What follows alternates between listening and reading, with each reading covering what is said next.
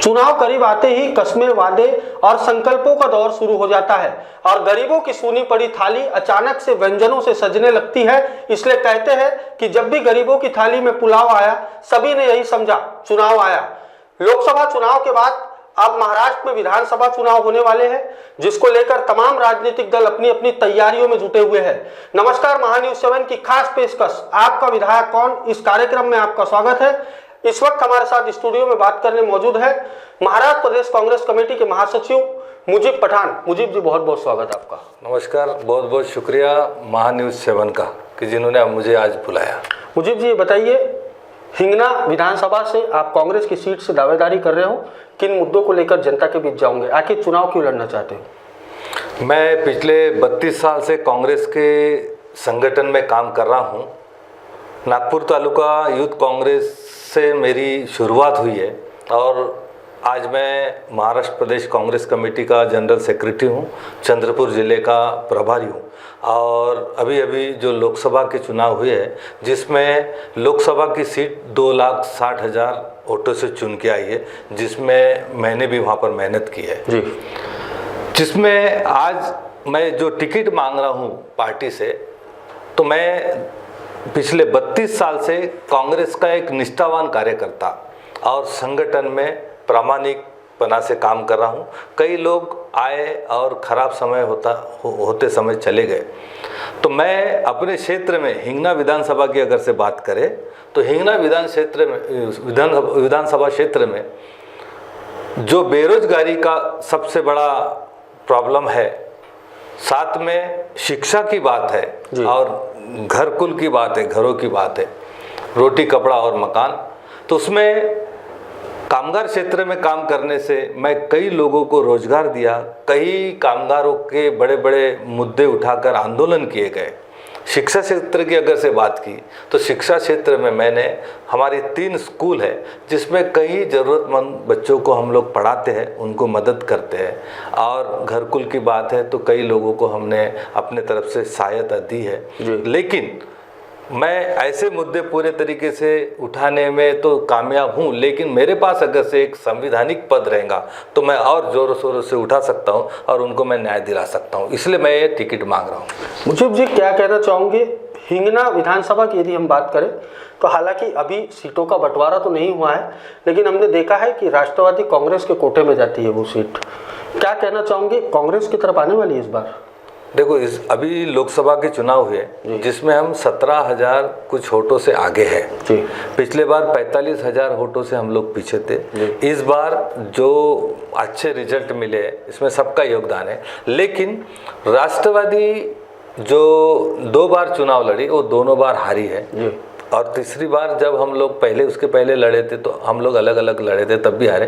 यानी राष्ट्रवादी 3 बार इस विधानसभा से हारी है। तो हम लोगों ने अभी इस बार मांग की है चन्नी थल्ला जी से, नाना पटोली जी से, कि भाई इस बार यह सीट कांग्रेस के कोटे में आए और कांग्रेस के कोटे में आकर माइनॉरिटी और मैं जो संगठन का 32 साल से काम कर रहा हूँ, इस नाते वो सीट मुझे मिलनी चाहिए। ये हमने पार्टी से मांग की है। मुजीब जी, बताइए, खंड खंड में जो पार्टियां विभाजित थी उन्होंने अब एकजुटता बताई है।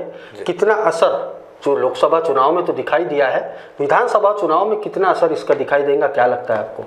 खंड खंड में सब लोग एक साथ तो आए हैं और सभी को आज महाराष्ट्र में विकास और बेरोजगारी और महंगाई, इस पर अगर से काम करना है तो सब मिलके ही करना पड़ेगा। इसलिए सब लोग एक साथ है। जो रिजल्ट लोकसभा के आए उससे अच्छा रिजल्ट विधानसभा के आएंगे, ऐसे मुझे पूरी उम्मीद है। यदि हम हिंगना विधानसभा में वापस जाए, हिंगना विधानसभा की यदि हम बात करें, ऐसे कौन से मुद्दे हैं जो वहाँ पर अधूरे दिखाई देते हैं जिसे आप पूरा करना चाहते हैं? हिंगना विधानसभा में सबसे बड़ा मुद्दा तो कामगार क्षेत्र में ESIC हॉस्पिटल का है, जिसमें हजारों कामगार काम करते हैं। सरकार उससे पैसे लेती है ESIC के नाम पर, लेकिन सुविधा के नाम पर कुछ भी नहीं देती है। 100 करोड़ का हॉस्पिटल 13 साल पहले मंजूर किया गया था केंद्र सरकार ने, कांग्रेस की सरकार थी तब। आज तक वो हॉस्पिटल नहीं बना। कई लोगों की जानें चले गई है, कई कामगार अपंग हो गए, लेकिन यह केंद्र सरकार के इस पर जू तक रहेंगी नहीं। हम चाहते कि भी ऐसे मुद्दे जो है वो हम उठाएंगे। और जो किसानों का मुद्दा है, हमारे क्षेत्र में बहुत किसान है, किसानों को जो चीज़ उनको कर्ज माफी और बाकी भी जो सुविधा है वो नहीं मिलती, बिजली नहीं मिलती समय पर, वो भी मुद्दे हम उठाएंगे। ऐसा हमको इस सरकार आने के बाद हम लोग उठाने वाले हैं। महायुति की सरकार ने एक जो बजट पेश किया है जी, उसमें लाडली बहना योजना, लाडला भाऊ योजना, साथ ही साथ जैसा आपने किसानों की बात की, किसानों और युवाओं के लिए भी बहुत कुछ सौगातें दी गई है। क्या लगता है कितना असर पड़ेगा इस चुनाव पर इसका? देखो, जनता सब जानती है। अगर इनको सच में यह लाडली बहन योजना को लाना था तो इनके पास 2 से 2.5 साल थे, इन्होंने उस समय क्यों नहीं लाए? अभी इलेक्शन में जब लोकसभा में इनके अच्छे रिजल्ट नहीं आए, इनको लगा कि अब हम विधानसभा में हार रहे हैं, तो इन्होंने उस समय लाए। तो लाडली बहना को और भाई को सब पता है कि ये सिर्फ एक छलावा है, 2 महीने के कुछ पैसे दिए जाएंगे और इलेक्शन होने के बाद नहीं दिए जाएंगे। तो ये आने वाले समय में जनता इनको दिखा देंगी कि ये झूठ का पुलिंदा है, क्योंकि 15 लाख की बात की तो 15 लाख नहीं मिले, तो वही इसका हश्र होगा। मेरे जीवन में मैंने जो आंदोलन किए हैं, जीवन में आंदोलन 32 साल के राजकारण में मैंने बहुत आंदोलन किया, लेकिन मेरे जीवन में एक सबसे बड़ा आंदोलन है, वो है वर्धा रोड पर नेशनल हाईवे नंबर 7 पर डोंगर गांव में जो टोल नाका लग रहा था उसको बंद कराने का, जिसके लिए हमने बहुत आंदोलन किया, PIL डाले, कोर्ट में गए और हाई कोर्ट में हमने वो जीता।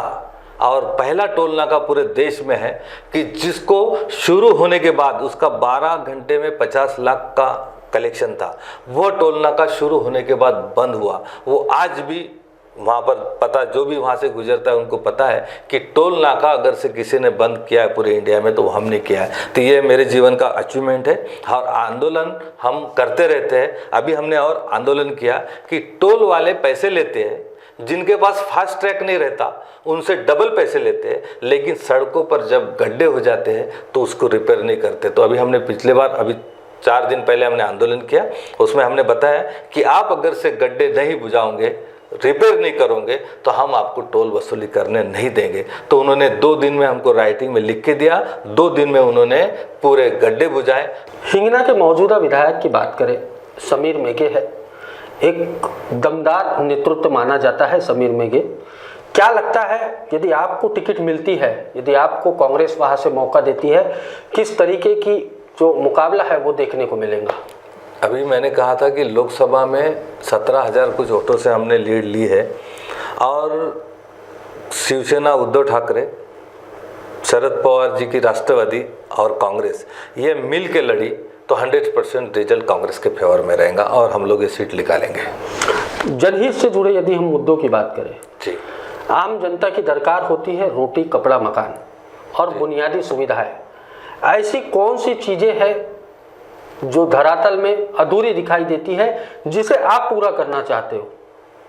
इसमें सबसे बड़ी तो बेरोजगारी है।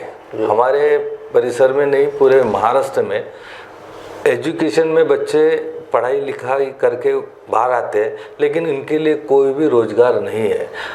हमारे यहाँ इंडस्ट्री लगती है, उसमें कई लोगों को रोजगार नहीं दिया जाता है, दूसरे राज्य से लेके आकर उनको रोजगार देते हैं। तो दूसरे राज्य का विरोध नहीं, लेकिन गवर्नमेंट ने एक कानून लाया कि स्थानिक लोगों को प्राधान्य दे, तो वैसा हो नहीं रहा। तो मैं चाहूँगा कि भाई प्रायोरिटी उनको भी मिलना चाहिए। उसी प्रकार जो एजुकेशन है, एजुकेशन का स्तर बहुत अच्छा हमारे परिसर में अच्छे अच्छे कॉलेजेस है, लेकिन गरीब लोग पढ़ नहीं सकते, उनके लिए भी एक अच्छी योजनाएं महाराष्ट्र गवर्नमेंट लाएंगी। अगर सरकार हमारी आती तो उसका भी हम प्रस्ताव रखेंगे, जिसमें सच में जो बच्चे अच्छे एजुकेशन पढ़ते उनको भी प्राधान्य देना चाहिए, जो और अच्छा आगे बढ़े। आप हिंगना विधानसभा से दावेदारी कर रहे हो, कोई बड़े नेता का आश्वासन कि आप तैयारी में लगी है?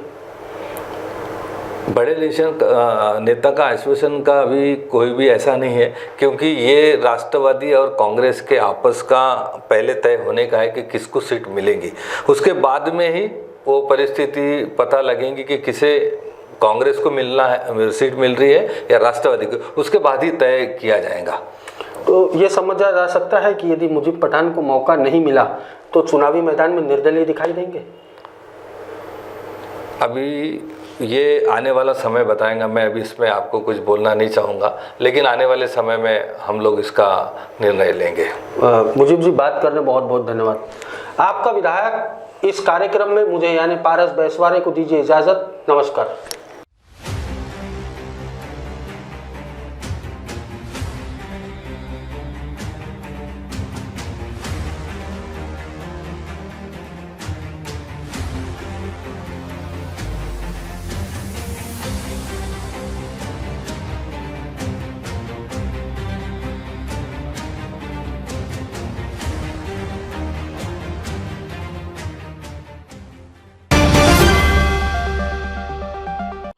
नागपुर का सबसे भरोसेमंद हॉस्पिटल कार्य पाइल्स लेजर हॉस्पिटल।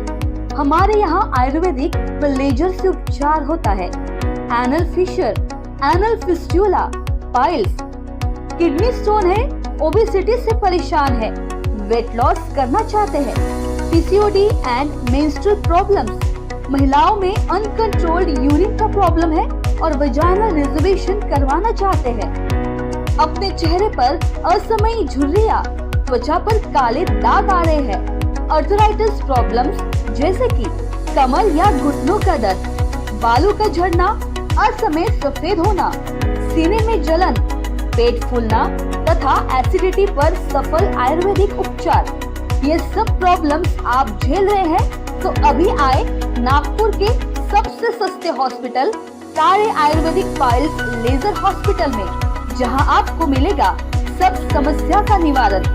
और एड्रेस कार्य आयुर्वेदिक piles laser hospital, Umred road, Dighori bus stop के पास, दिघोरी, नागपुर। और कॉन्टैक्ट नंबर 7558387079 और 9423105824।